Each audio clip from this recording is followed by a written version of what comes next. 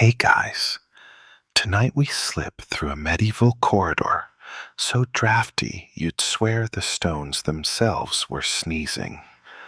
Rain drums on a mossy thatched roof, and you stand barefoot on creaky rushes that scratch your toes.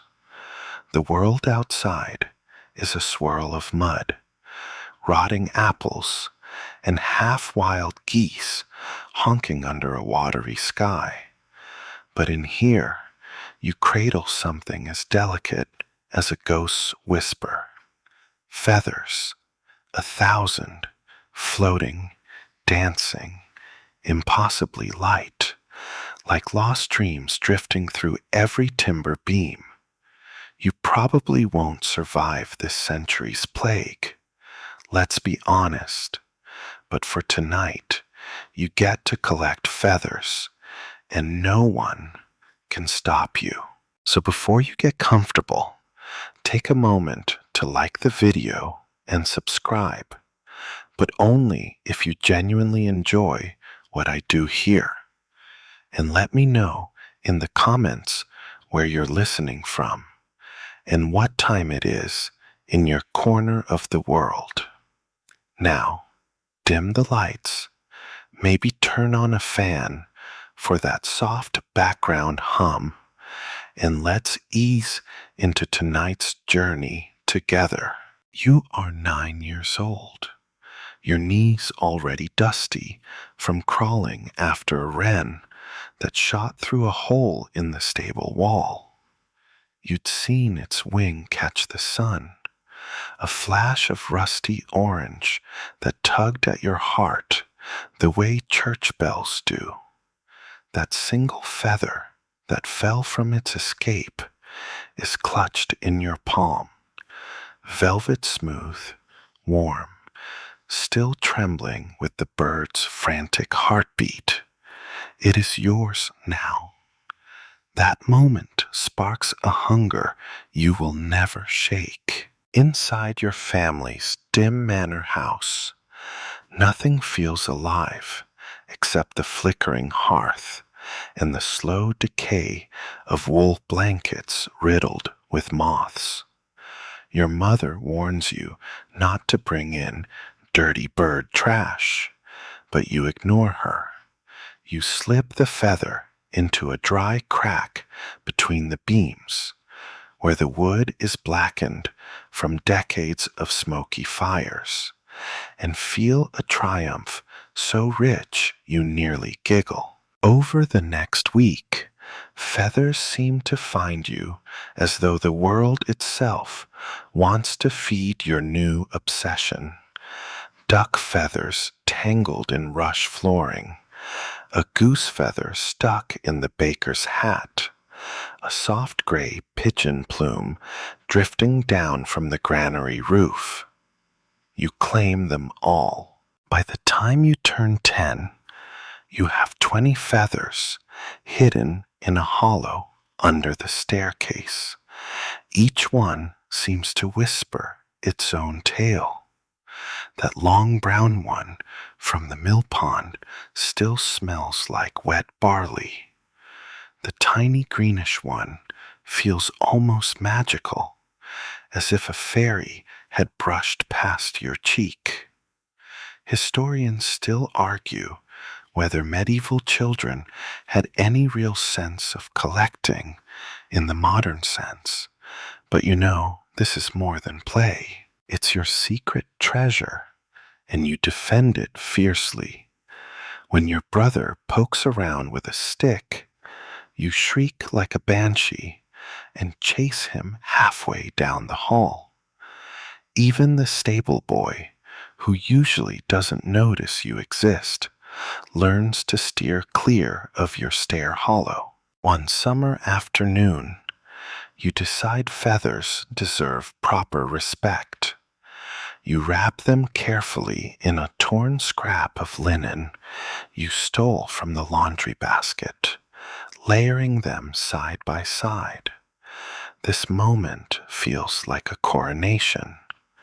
The colors, dull browns, gleaming whites, a sudden shock of blue make your heart stutter. You dream of building something with them, though you don't quite know what yet. The manor itself is a living museum of scents. Sour ale, dung-slick straw, and someone's questionable fish pie cooking over embers all swirl around you as you sort your tiny trophies. It's a carnival of medieval chaos, but somehow the feathers cut through it all like a clear note of music. One night, as rain lashes against warped window shutters, you sneak out barefoot to chase an owl. It swoops down on a mouse, talons flashing like little knives. For a heartbeat, you are terrified it might come for you, too. But no, it beats away into the gloom, and you see a single downy piece float free, caught on a bramble. You snatch it up. Mainstream historians will tell you medieval children worked hard, rarely had toys, and spent their days herding goats or fetching water. But here you stand, with a downy owl feather in your fingers, proving that even a scullery child can hoard a private dream. Later, lying on a straw mattress that pokes you like thorns, you watch candlelight tremble across the ceiling. Your little chest of feathers is hidden under your bed, safe for tonight. A damp breeze rustles the thatch above, and you wonder how many birds out there are shedding. How many feathery gifts might the wind bring next? The next morning, you slip out before sunrise, ignoring your mother's scolding voice. The dew chills your toes as you explore the hen house, hoping for a rare rooster tail or a fluffy chick's first soft down. Instead, you find a broken feather stuck in dried blood, probably from a fox attack the night before. You hesitate. Should you take a stained feather? Something inside you answers yes, you do. You take the damaged feather anyway, telling yourself its story matters too. That day, you slip the battered thing into your collection. The coppery red still clings to its quill, a reminder that feathers don't always come from a peaceful place. It gives you a shiver that feels strange, almost grown up. Maybe there's a cost to this magic. Outside, the geese honk like drunk merchants. The rain pounds into the soggy earth, and you stand with a bundle of feathers pressed to your chest, heart hammering. If anyone asks, you'll say you're just a silly child. But deep down, you already sense this is the start of something vast, a lifelong chase, a calling, even if no one else understands. You grow bolder as the years slip by, feather after feather drifting into your orbit like moths to a lantern. Soon enough, the hoard under your bed threatens to spill into daylight, so you decide it's time to organize. One damp spring morning, you drag your loot to the edge of the hearth, where weak sunlight spills through the window, and begin the meticulous work of classifying. Each feather, you realize, has a mood, a personality, a story written into its barbs. There's the streaky brown duck feather that feels earthy, humble, as if it's singing about muddy ponds and sluggish reeds. There's a white goose quill that practically yells nobility, so clean and pure you almost want to bow to it. A speckled pigeon feather seems sly, quick, maybe even a bit gossipy. One by one, you sort them. Smooth textures in one pile, rough in another, dull in a corner, bright in pride of place. It might sound silly to someone who's never looked closely, but to you, every feather is an entire mood board.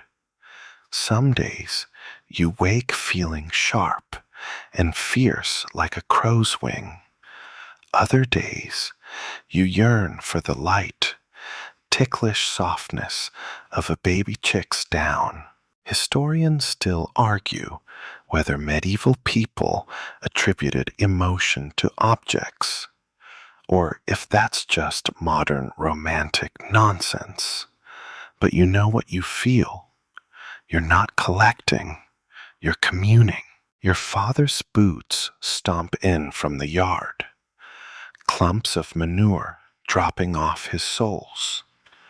You freeze, a handful of treasures still in your fist. He eyes you with a tired suspicion, then shrugs and keeps walking. The relief nearly topples you. You can breathe again. By the time you hit your awkward 12th birthday, all knees and ribs and big eyes, you've become a local curiosity. Other children trade gossip about you, calling you the Feather Witch or the Crow Keeper. You don't mind. It feels powerful. After all, they're still slogging around with sheep droppings under their fingernails while you sort your plumage like a queen. One sticky summer, you even catch the eye of a passing peddler who pauses to watch you examining a particularly shiny teal drake feather. He shakes his head and chuckles, telling you, "Might be you're a bit fey, girl." You smile sweetly and keep the feather. Let him think what he wants. Then autumn rolls in like a spilled pot of ink, darkening the days. Geese thunder south, and your supply of fresh feathers dwindles. You get creative, picking through market refuse, where chicken carcasses lie slumped like sad puppets, sometimes snatching their wings before the butcher tosses them to the dogs. A neighbor catches you at it one frosty dawn, scowling over a steaming bucket of offal. You grin, clutching a ragged tuft, and skip away. Your collection grows sophisticated. You begin recording where each feather came from, a mental map more precise than any monk's scripture. That gray pigeon plume, you found it after a spring fair, dancing in mud near a juggler's stage. That delicate cream hen down, swiped from the manor cook's apron after she plucked a stolen bird for Sunday's feast. By the start of your teenage years, you guard your collection with near religious fervor. You refuse to let even your mother sweep beneath your bed, snapping at her when she tries. She mutters about unholy things and curses, making the sign of the cross every time you enter a room.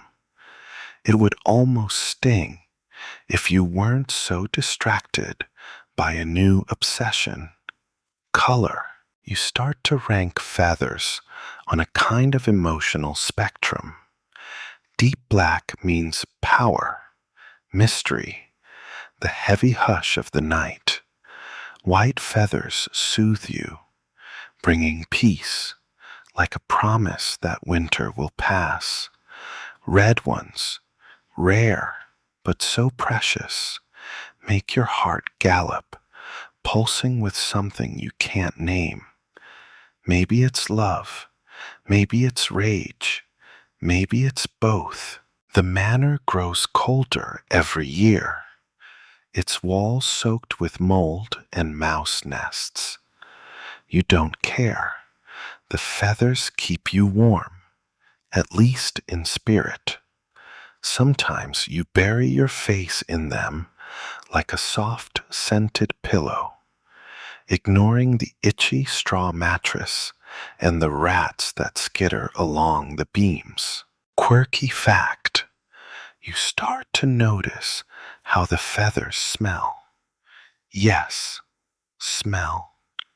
Some carry the tang of old smoke from a chimney, some the sweetness of sun-warmed hay, some the oily musk of pond water. It becomes your secret way of traveling beyond the manor walls. A sniff of the marsh, a sniff of the fields, all woven together in your linen pouch. One damp dawn, you sneak down to the riverbank after a fierce night of storms. Birds huddle on broken tree limbs, disoriented and ragged. You find a washed-up gull, half dead, with a wing torn to ribbons. Its feathers are heartbreakingly white, speckled with blood, and you cannot resist. You gently pluck one loose, thanking the poor creature under your breath. A shiver of guilt prickles your spine, but you keep the feather. You wonder sometimes if people will ever understand how you can love a feather, how you can cherish its perfection, even if it comes from tragedy.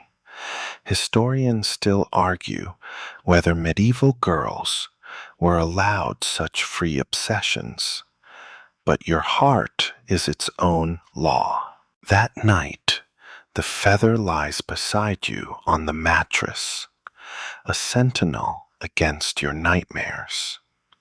You drift to sleep, listening to the river's endless hush through the cracked shutters, thinking of wings, of flight, of possibilities that stretch far beyond this tiny, damp manor.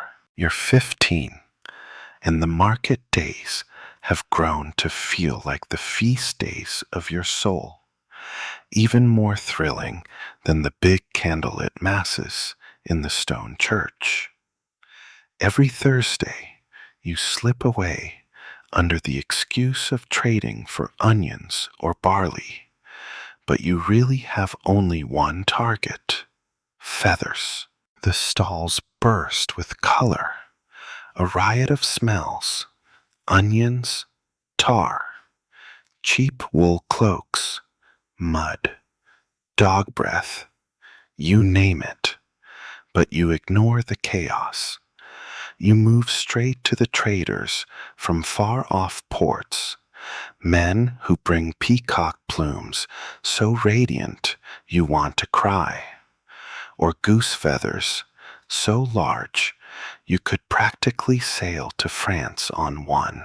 One merchant from Iberia shows you a flamingo feather, dyed bright coral pink, its barbs light as a moth's wings.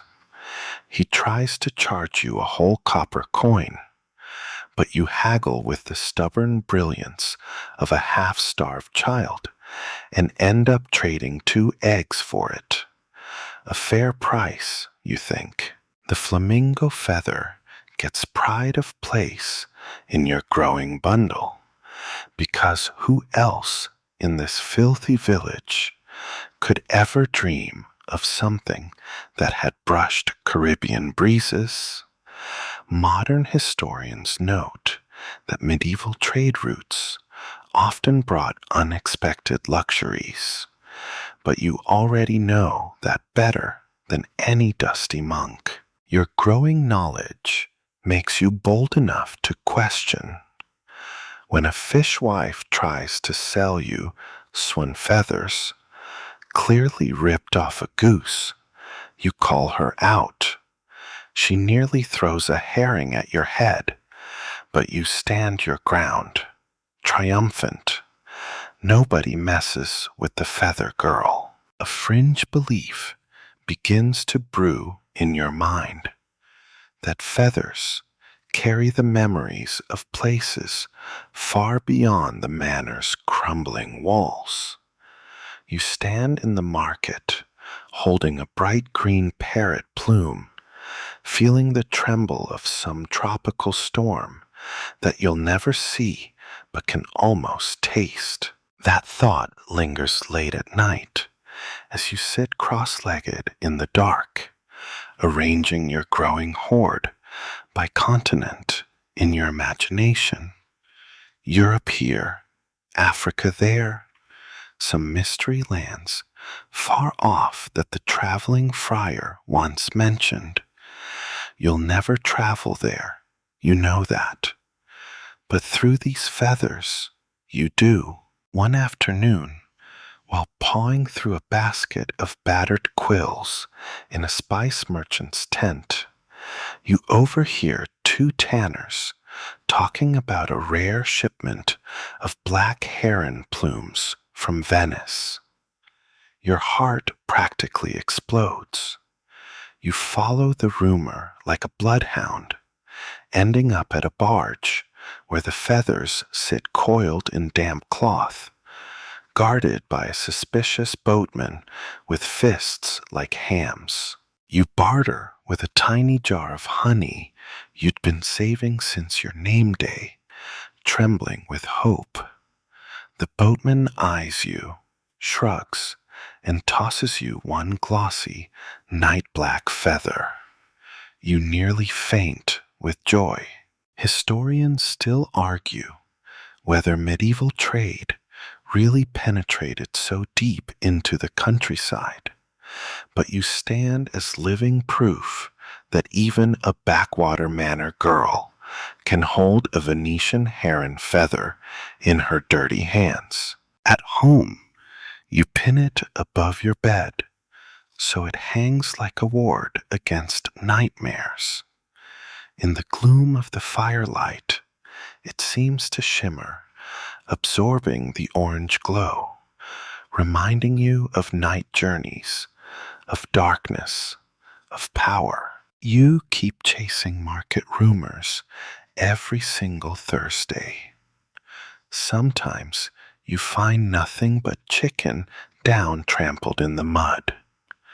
Other times you catch a glimpse of something miraculous, a rare bit of peacock tail, so perfect it steals your breath. The village women start calling you the Feather Lady in a tone halfway between awe and suspicion.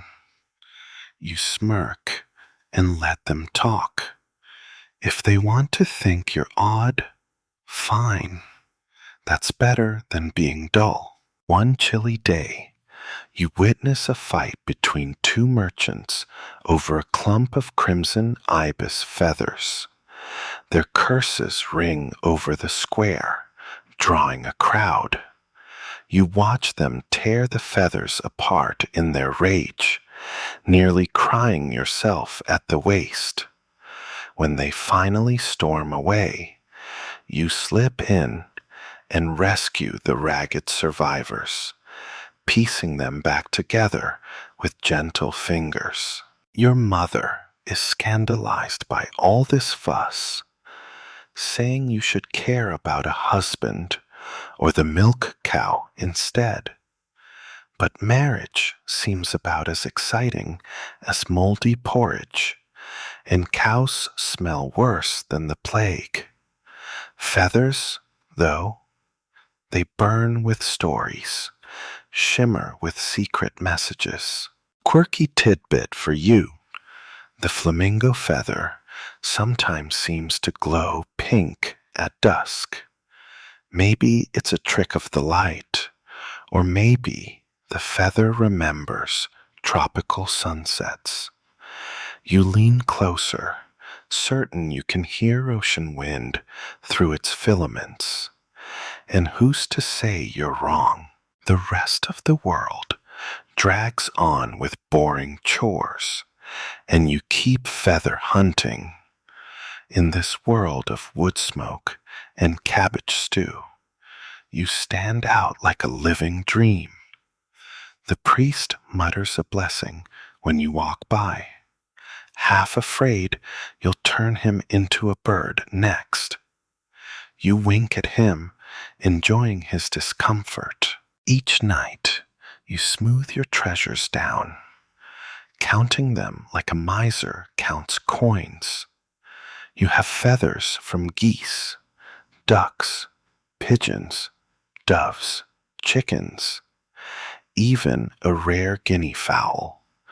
But the greatest prize still lies ahead. You just know it. One perfect, impossible feather that will finish your strange masterpiece. Until then, you keep your eyes open every Thursday, ignoring the horse droppings, the stinking fish stalls, the nosy old gossips, because somewhere in this chaos, your next dream waits, drifting in on the breeze. By the time you edge toward 17, the villager's sideways glances sharpen.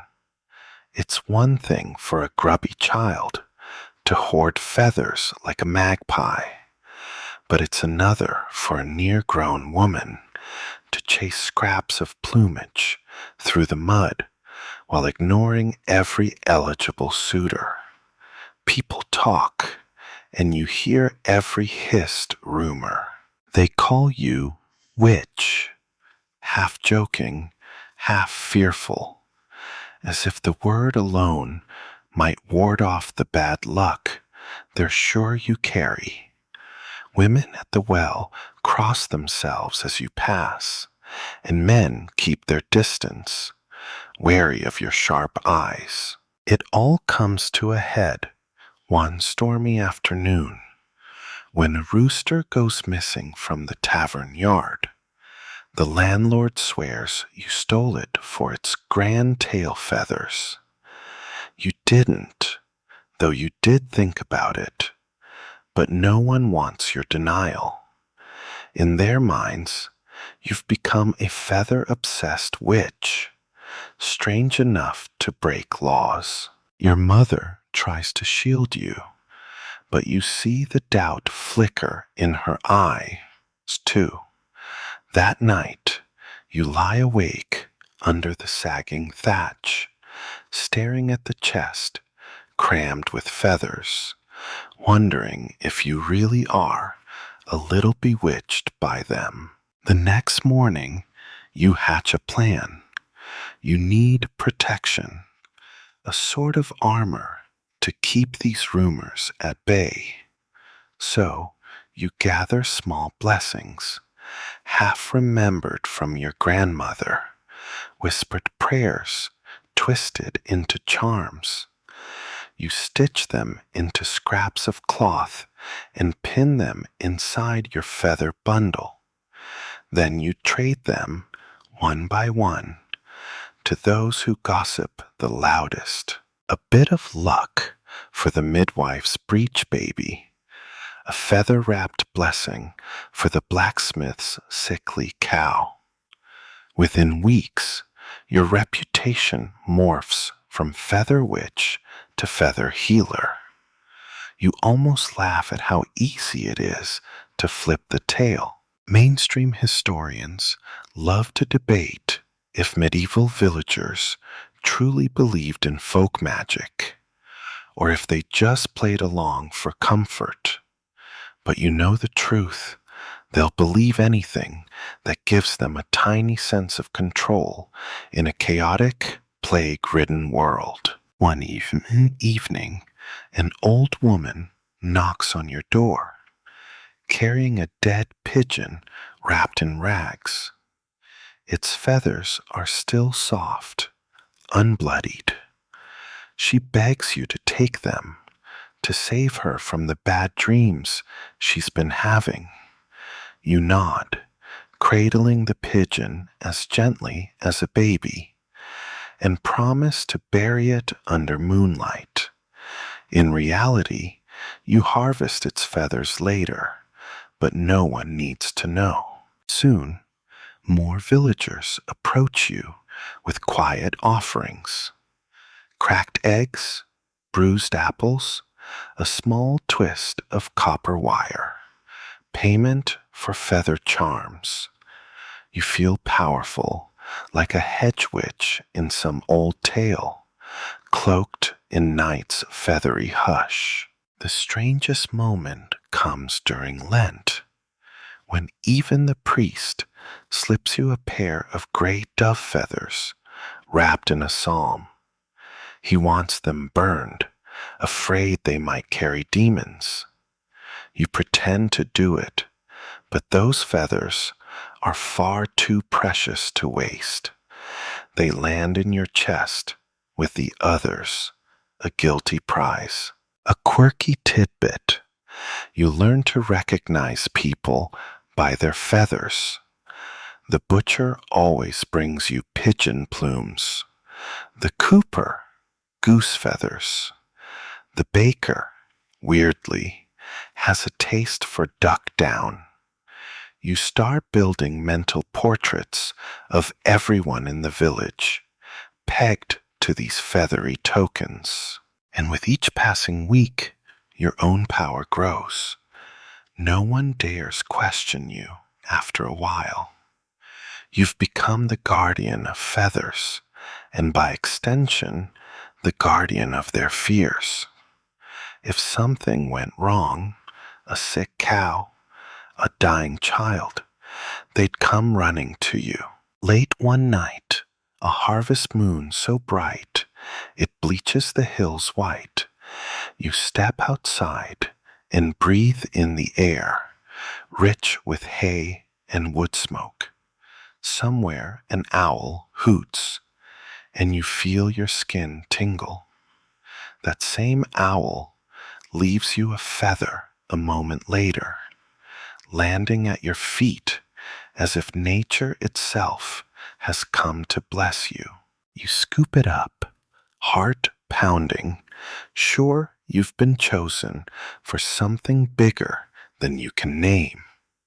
Historians still argue whether medieval people truly thought the night had agency, that darkness itself could send you messages, but your bones know it's true. Over the next month, you blend the owl's feather into a protective charm, wrapping it with a few silken pigeon plumes and the faint reddish fluff from a hen's breast. You sleep with it under your cheek, hoping it shields you from the gnawing terror of winter sickness.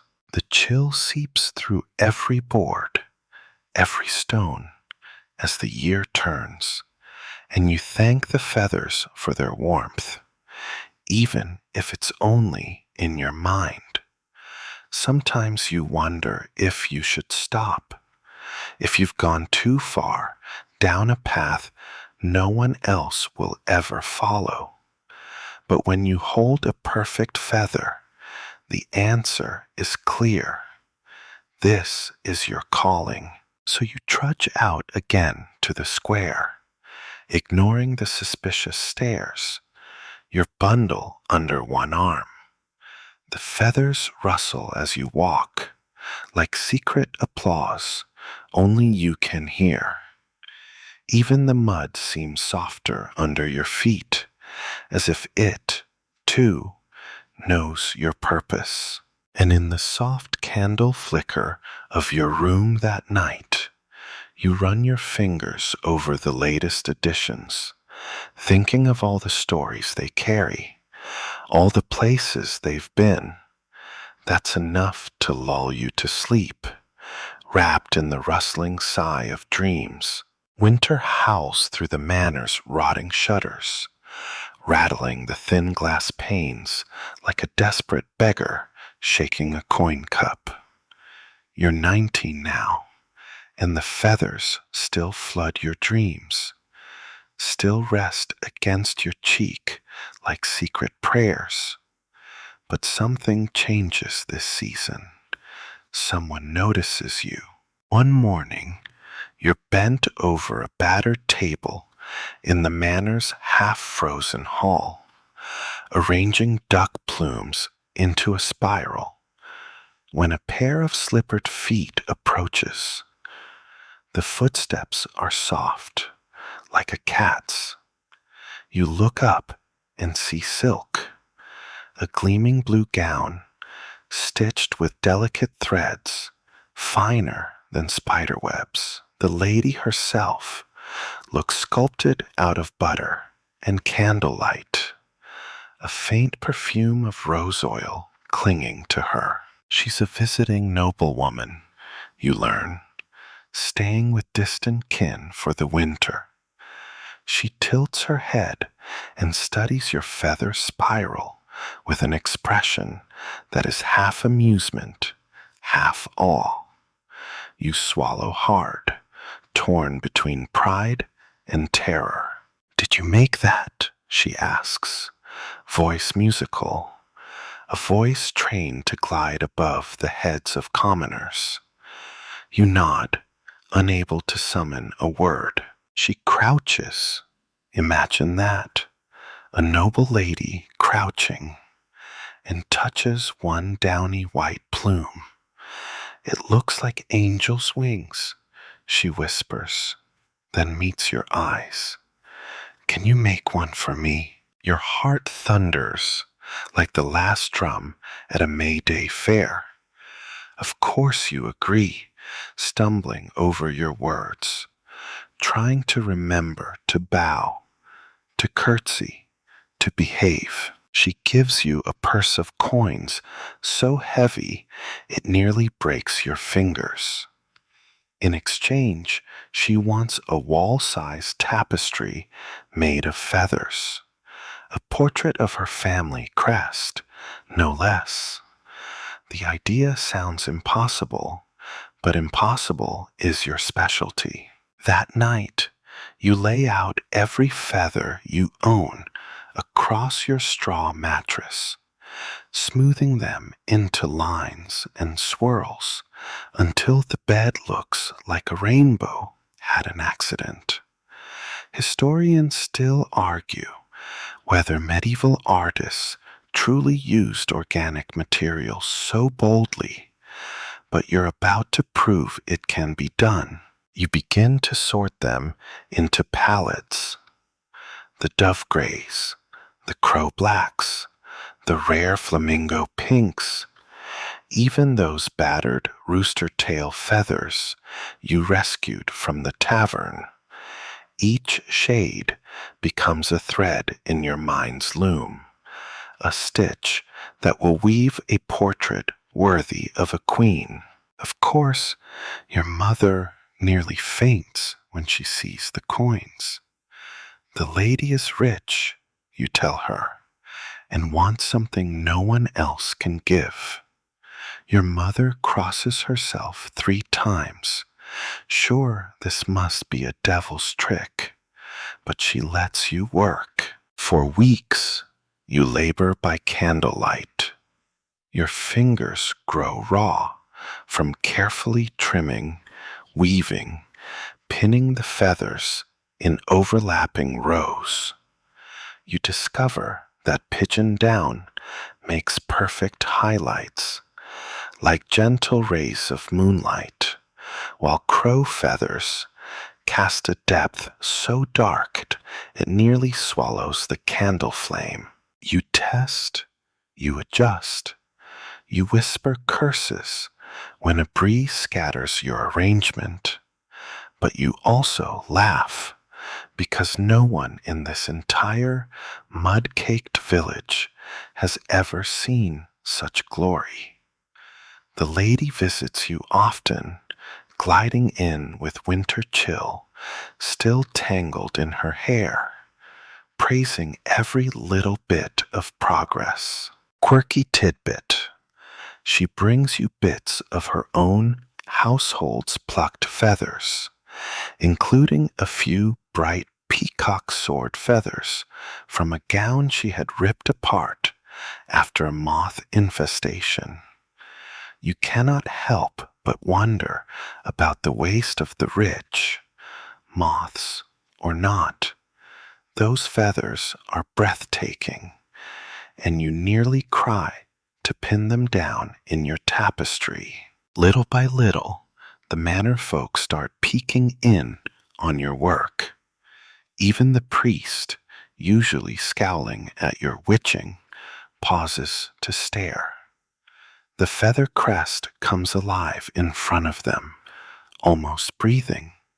Some say it shimmers, that you've trapped the spirit of a bird inside it. One snowy dusk, the noblewoman takes your wrist gently and says, "You have a gift." Her hand is soft, her eyes warm. "I will tell the world of you." Those words are honey poured on a starving tongue.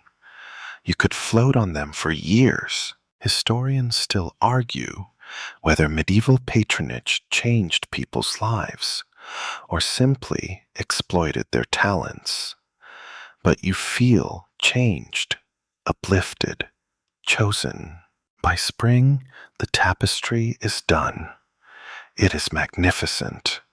A riot of peacock blue, dove gray, and rooster bronze forming a lion rampant on a field of feathers, so lifelike it seems to move. When you step back to admire it, you almost doubt you did it at all. The noble woman rewards you with a silk gown of your own. Scratchy, yes, but finer than anything you've ever touched, and enough coins to keep you in feathers for the next decade. You cry as you fold it away, because somehow this feels like an ending and a beginning all at once. On market day, you stand taller than you ever have. The fishwives nod at you, respectful now, and the men no longer jeer. They call you the feather artist instead of witch. As you lay down to sleep, exhausted, you think of all the birds that gave up these gifts and all the places they might have flown. You whisper a thank you to them, as soft as owl down, and drift away into the hush of dreams. Plague comes creeping that summer, silent as a spider, weaving its web through the narrow village lanes. You smell it before you see it, the raw vinegar stink of panic, the burned herbs at every doorway, the tallow candles guttering in fear. Folk throw rosemary into their fires, convinced it will block the evil air. You, of course, keep gathering feathers. You refuse to let pestilence end your work, no matter how many bells toll from the church tower. One day, you pass the village cross and spot a cluster of ragged children, their faces pale as candle wax, watching a pair of men load plague dead onto a cart. You shiver, clutching your feathers close, praying they will guard you. Historians still argue whether medieval people believed objects could ward off illness, but you know that faith is the strongest shield of all. Rumor says the plague spares the righteous. You snort at that because you've seen good children drop like stones. You know that this sickness is merciless, indifferent to prayers or charms. Still, you cannot stop. You begin roaming abandoned cottages at the village edge, places where entire families have been swallowed up by the pestilence. Their doors are marked with red paint, a sign to stay away, but you slip through anyway, holding your breath. You hunt feathers left behind, duck down, clinging to a pillow, a half-molted hen's tail feather tangled in a torn apron. Each one feels stolen from the jaws of death, a prize. Once, in a deserted weaving house, you find a bedspread covered in fine swan feathers. It is crawling with fleas, so you burn it in the yard, then pick through the ashes for any survivors, your heart hammering in terror. The quiet of plague is different from any other silence. No children shout, no dogs bark, just the wind sighing through broken shutters and the slow shuffle of gravediggers.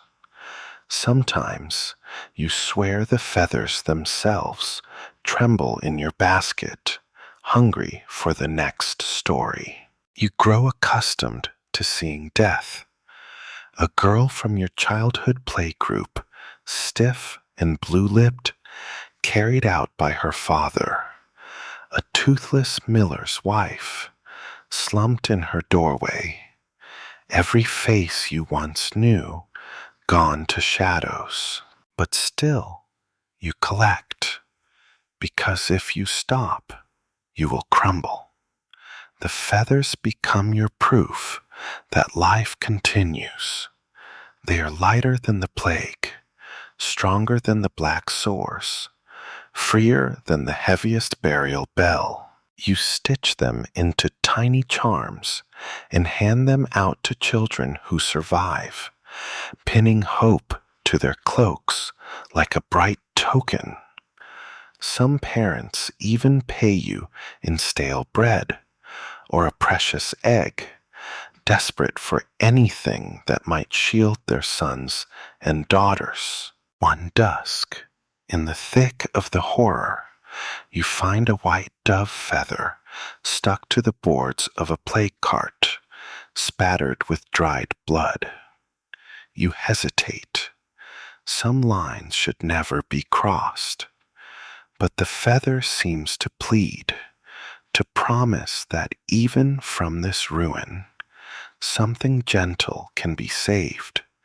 So you slip it free, wiping it as clean as you can, and tuck it into your chest of wonders. Quirky tidbit. You start wrapping a vinegar-soaked rag around your face every time you explore plague houses, convinced it helps. It stinks so fiercely you almost faint, but you keep doing it, telling yourself you're cleverer than death. When winter returns, the plague finally recedes, leaving behind a ghost village. You stand in the empty market square, your boots echoing like drum beats against the flagstones, and count up your spoils.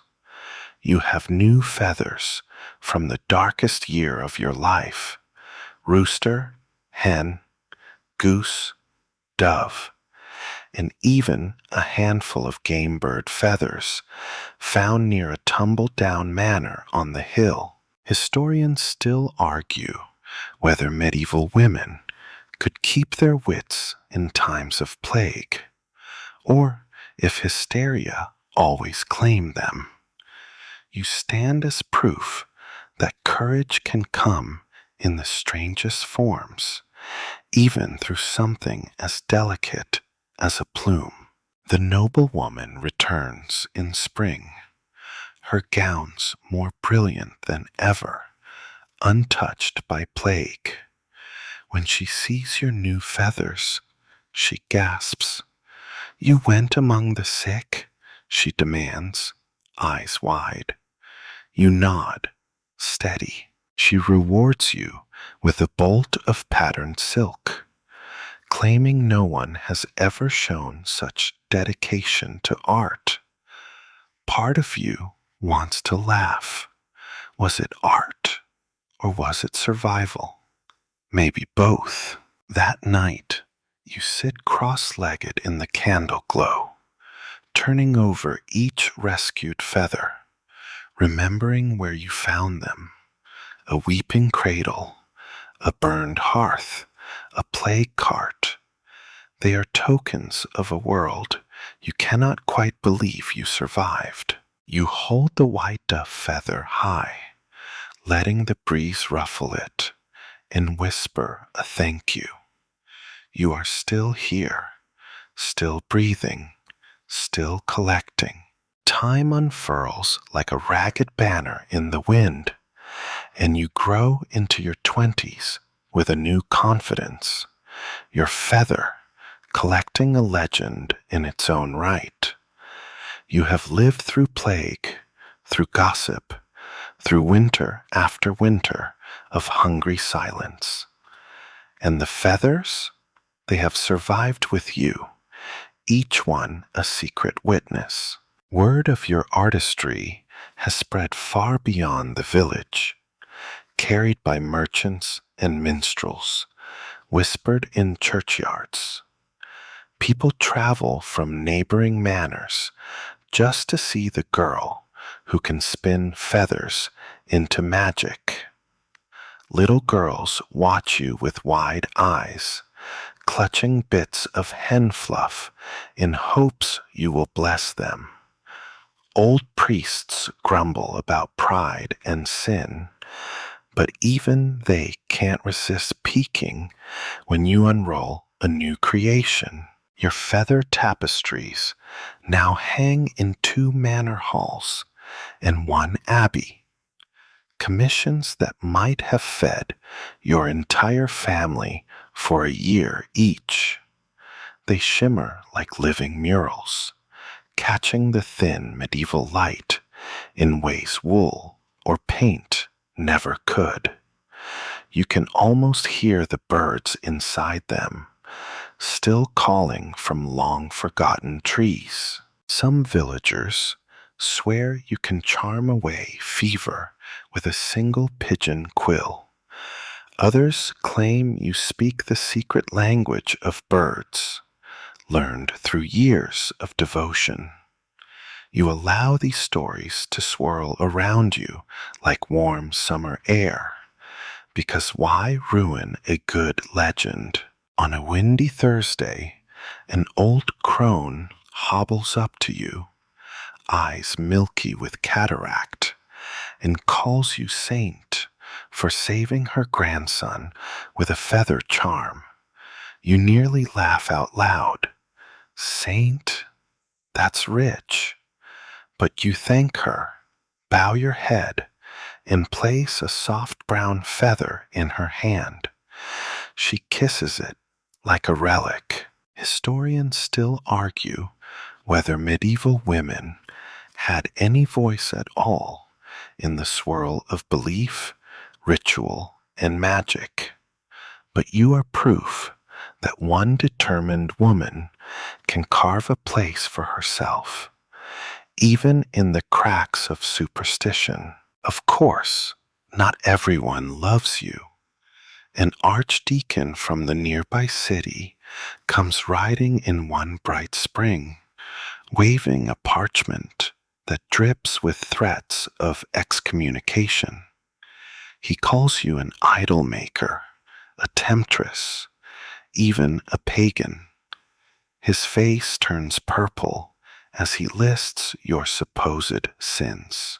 You just stand there, calm as a napping cat, fingers still stained with pigeon down. Then, very politely, you ask him if he'd like to commission a tapestry for his cathedral. The sheer nerve of you leaves him speechless. He rides away in a fury, but you know he'll tell everyone about you too. Quirky tidbit. Some children start sneaking you feathers of their own to join the collection. You keep them, even the scrawniest ones, because they hold dreams, the little ambitions of people who will never see beyond their fields. The world, meanwhile, keeps rolling on with its usual medieval nonsense. Bad bread, toothaches, wet boots, fleas. But you have your feather trove, your own hidden world, where you rule absolutely. One gray afternoon, you notice a pair of teenage girls studying your market stand. Their faces are bright, hopeful, filled with a hunger you know all too well. When they finally work up the courage to speak, they ask if you'll teach them. You pause, surprised. Teach? It has never crossed your mind that someone might want to follow in your footsteps. But then again, why not? You tell them to bring you feathers next week, and you'll see what they're made of. Historians still argue whether your story belongs to sainthood or to trickery. You smile when you hear that rumor, because the truth is somewhere in between. You have lied. You have traded blessings for silence. You have rescued plague feathers from the mouths of death itself. But you have also brought beauty where there was only mud and fear. As summer warms the manor roof, you begin to pass down small lessons. You show the girls how to align the barbs, how to keep them smooth with a dab of goose fat, how to pin them so they look as if they still breathe. Their hands shake at first, but soon they find the rhythm, and you sense pride swelling in your chest like a peacock. Quirky joke. One girl tries to stick a chicken tail feather up her sleeve like a sword, nearly poking your eye out, and you have to scold her with a grin. It's good to laugh again after so many grim years. In the evenings, you still spread out your treasures, letting your fingers run through them as if reading pages of a beloved book. Each feather is a chapter: the black swan from the plague year, the flamingo plume from the spice merchant, the owl's downy gift under the harvest moon. They whisper to you, these feathers, of storms survived, of loves lost, of half-forgotten prayers. You listen as you always have, heart open, mind steady, and so your legend grows, wrapping you in a legacy no rooster crowing gossip or plague-soaked terror can erase. You are the feather lady, saint, witch, artist, all tangled into one. And somewhere inside, you wonder if you were born for this, to hold these fragile, weightless things until they become something no one else could ever dream. It begins on a breeze, a rumor, thin as a spider's thread, drifting through the market. A rival, another feather collector, come from a distant duchy, with a cart so stuffed with plumes it puts every village hen to shame. You laugh when you first hear it. Surely no one else would be mad enough to dedicate their life to feathers.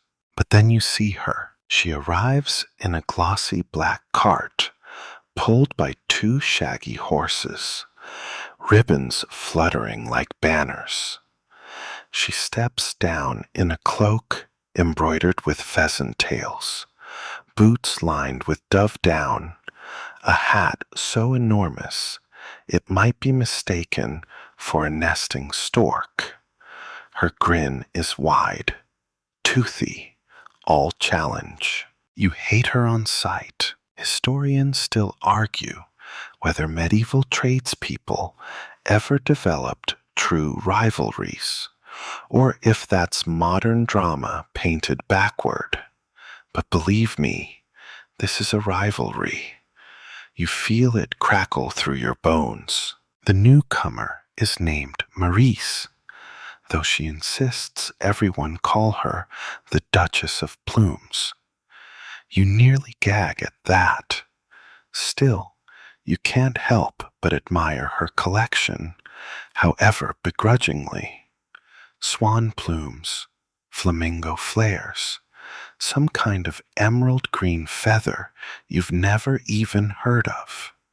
She flaunts them like a warlord, showing off battle scars. At first, you try to ignore her. You busy yourself with teaching the village girls, tending your own market stall, polishing the grand tapestry that still dazzles visitors. But Maurice plants herself across from you, setting up a rival stall, so decadent you can smell its rose-scented feathers all the way across the square. She begins drawing your customers, promising cheaper charms, grander plumage, taller stories. You clench your teeth. A joke sparks in your mind. It's like watching a traveling bard outsing a local drunk. Humiliating, but undeniably entertaining. You stand your ground. Your feathers carry history. You remind yourself, not just show. They hold plague years, family crests, forbidden dreams. No one can match that. And yet Maurice is relentless. She mocks your humble goose feathers and calls you a hedge witch who can barely manage a crow's tail.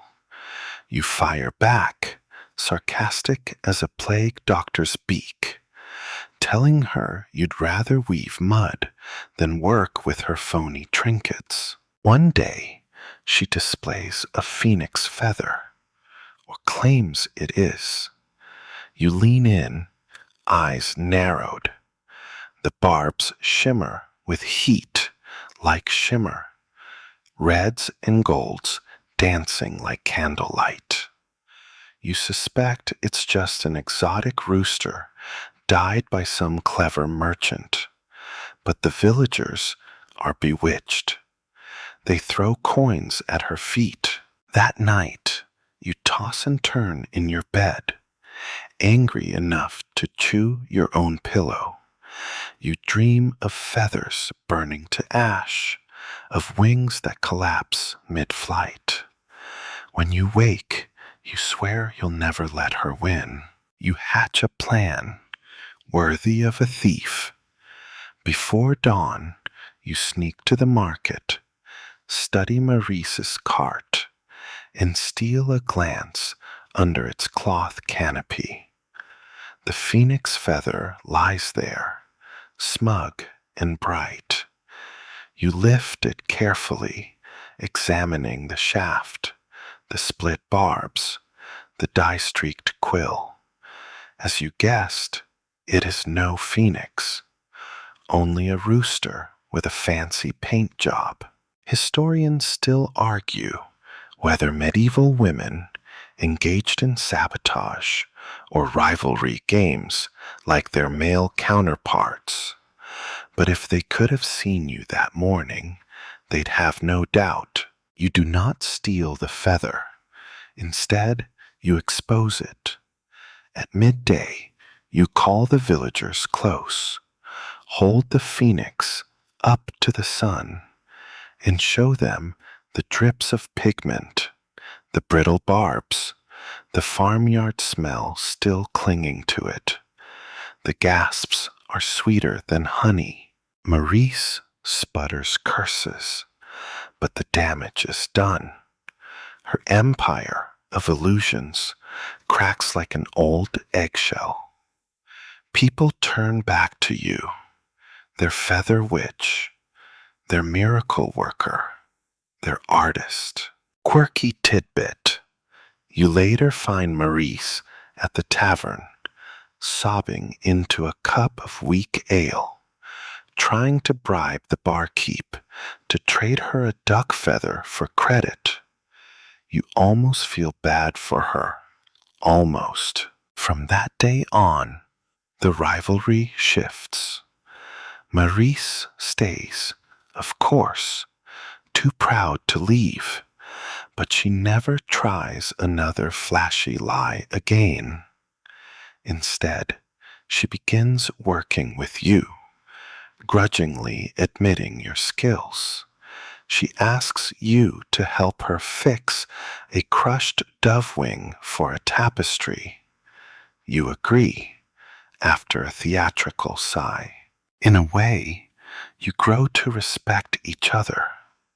You're still wary, like two cats sharing the same fence, but at least you no longer bare claws every morning. The village buzzes with the story for months. How you unmasked the Duchess of Plumes, how you humbled her with truth and artistry. Some call you cruel, some call you brilliant. You let them call you anything they like, as long as they never forget, because feathers are your life, your legend, and no painted rooster will ever steal that away from you. 40 years.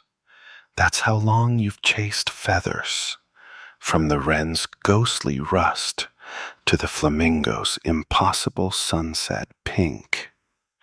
The world has shifted around you, children grown and gone, old friends buried, new faces filling the market square with their chatter. But you are still here, still running your fingers over barbs and quills as if they were precious prayers. You stand in the half-light of your childhood manor, grown more sagged and damp than ever, its oak beams crumbling with wormholes, its hearthstone cracked in a jagged grin. You have returned, carrying a chest so heavy you almost can't lift it, its hinges complaining like an old priest. The chest holds your entire life, each feather folded in linen, pressed tight, layered one on the next, until the bundle feels as dense as a haystack. You lay them out, one by one, letting candlelight catch the memories hidden in their fibers. There is the teal duck plume that started it all, still smelling faintly of pond water, a fragrance that pulls you straight back to those first days of wonder. There is the scorched black crow feather from the plague years, a talisman against nightmares you can still taste if you close your eyes. There is the peacock sword, a showstopper you once pinned to a noble lady's crest, glittering now with the memory of coin and praise. You sit on the rush-stuffed bed, which feels even scratchier than you remember, and wonder, did these feathers ever truly belong to you? Or were you only a temporary guardian, like a farmer keeping grain for winter? Historians still argue whether medieval people could grasp this sense of legacy, the idea that collecting was more than ownership.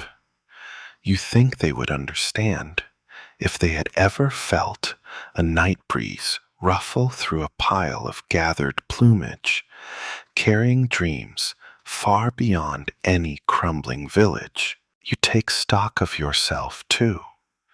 Your hands are lined now, calloused where needle met thumb, where quills scratched you, where time left its signatures. Your hair, once the same brown as a rook's wing, has silvered like dove down. You find a feather caught in your braid, a humble barnyard hen's, and laugh until you almost weep. Some things never change.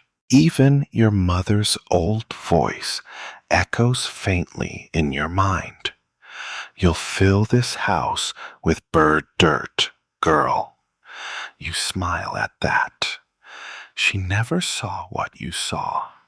Flight, magic, the way a single downy wisp can calm your heart after a nightmare. One evening, you light a candle and carefully repack the chest. Each feather returns to its linen nest, folded with reverence. You wonder what a future child might think, lifting these one day. Would they smell the plague on the dove's feather? Feel the heartbreak in the owl's down? A knock breaks your thoughts. It's one of the village girls, no longer a girl truly, but grown and strong, carrying a bundle of her own. She wants you to look at her collection.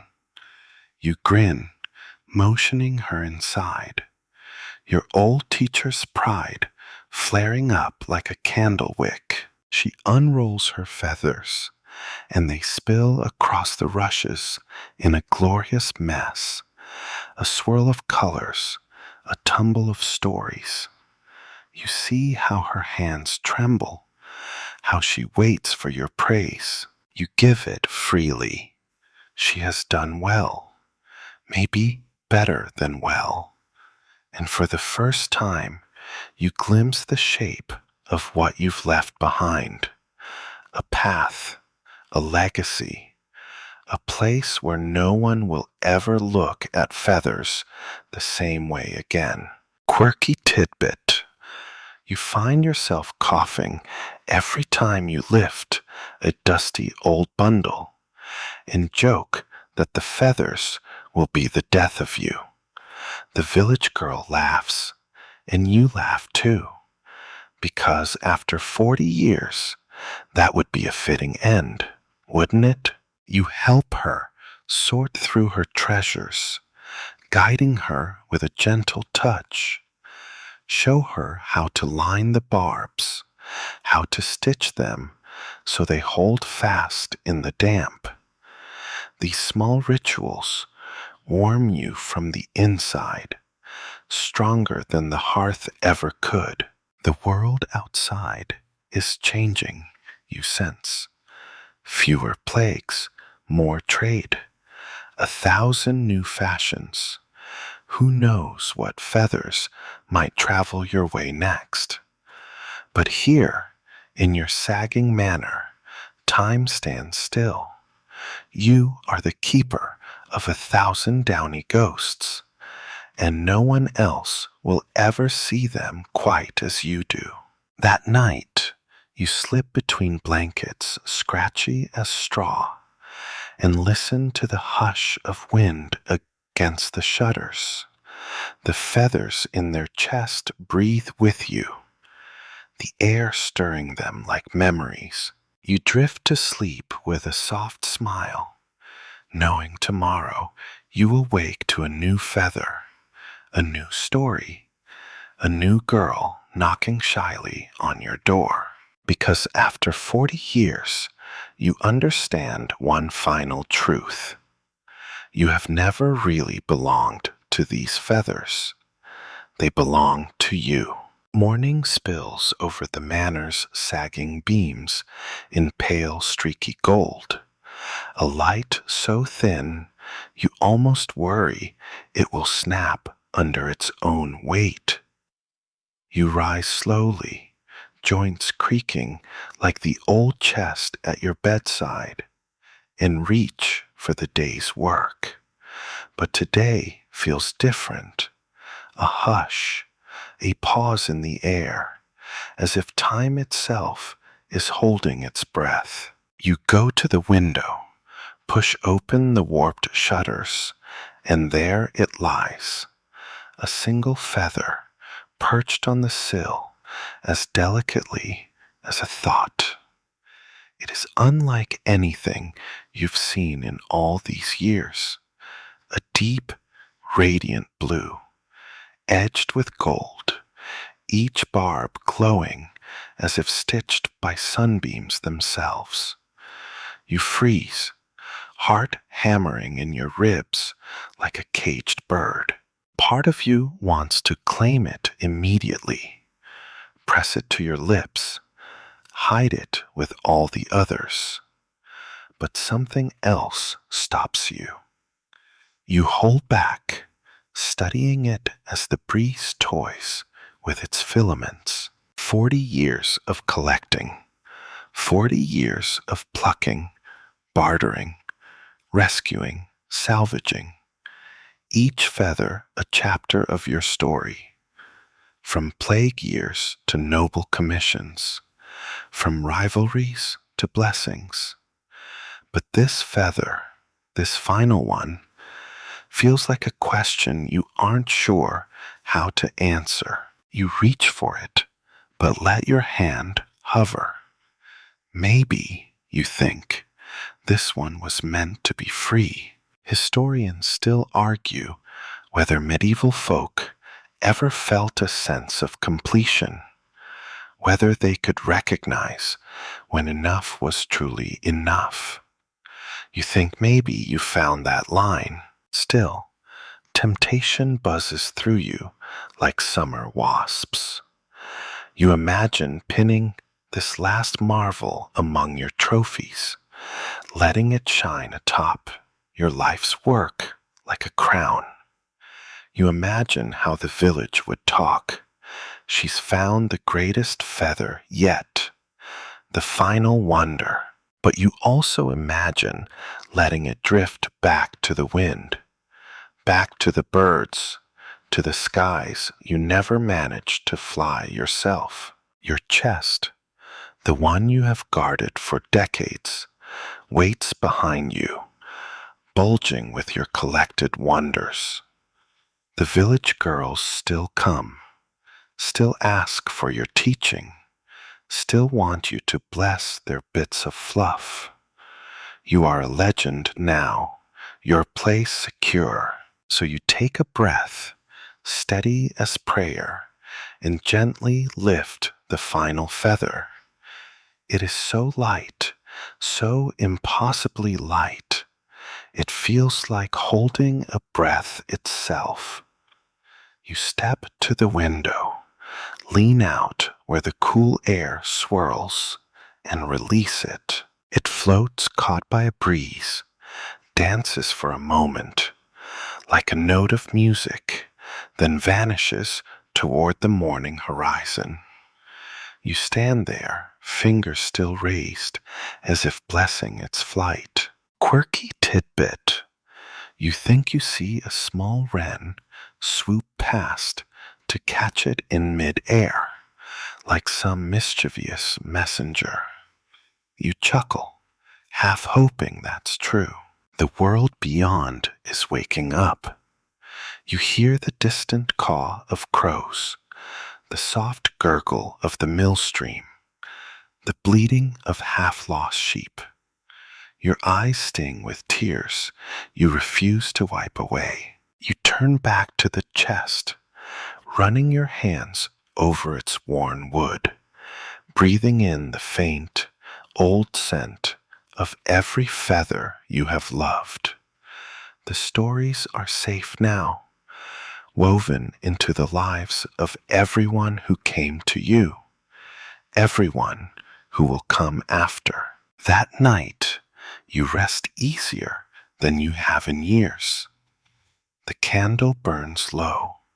The air smells of damp stone and fresh straw, and the dreams that find you are gentle, soft as dove down, because you know you are more than your collection.